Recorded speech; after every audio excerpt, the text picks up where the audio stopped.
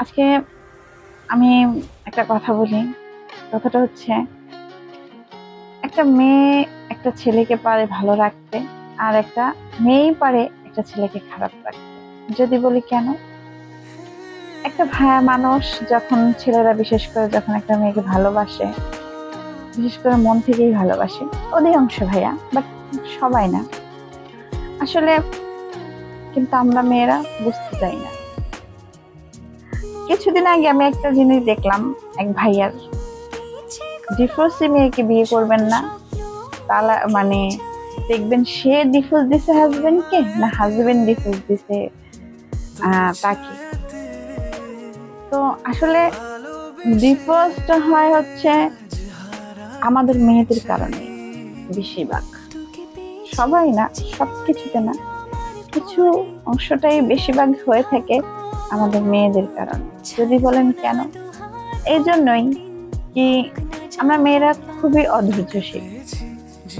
ছেলেরা কিছু কিছু ছেলেরা আছে একটু পাগলামি করে বিয়ের পরেও, সেটা একটা ওয়াইফই পারে ঠিক করে নিতে। আমাদের অধৈর্যের কারণে আমাদের সংসারটাই নষ্ট হয়ে যায়, অন্য মেয়ে আসার সুযোগ পায়।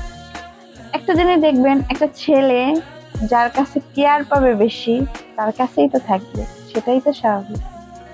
কিছু কিছু ভাইয়ারা আছে, তারা চায় একটু কেয়ারলেস, কি আমাকে ফোন দিবে, আমার খোঁজ খবর নিবে, আমি কি খাইছি না খাইছি, আমি কোন পোশাকটা পরবো। অনেক ভাইয়া এটা পছন্দ করে, চায় তার ওয়াইফের থেকে।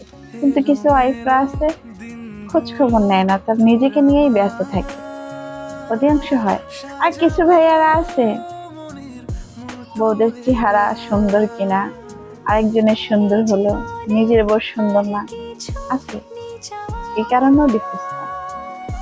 বাট আমি মনে করি অধিকাংশই ডিভোর্সটা হয় মেয়েদের কারণে, আমাদের কারণে, কারণ আমরা অধৈর্যশীল। আমাকে একজন একটা কথা বলছিল, তুমি ধৈর্য ধরো, আমাকে তুমি পাবা। তুমি ধৈর্য ধরো, আমাকে তুমি পাবা। তুমি ধৈর্য ধরো, আমার ভালোবাসায় তোমার আমাকে অনেক পরীক্ষা দিতে হবে।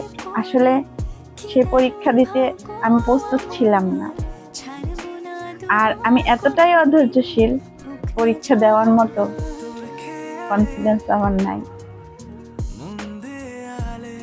তো এটাই বলবো, ডিভোর্সের হার অবশ্যই কমে যাবে যদি আমরা মেয়েরা ধৈর্য ধরি। সবাই ভালো থাকবেন।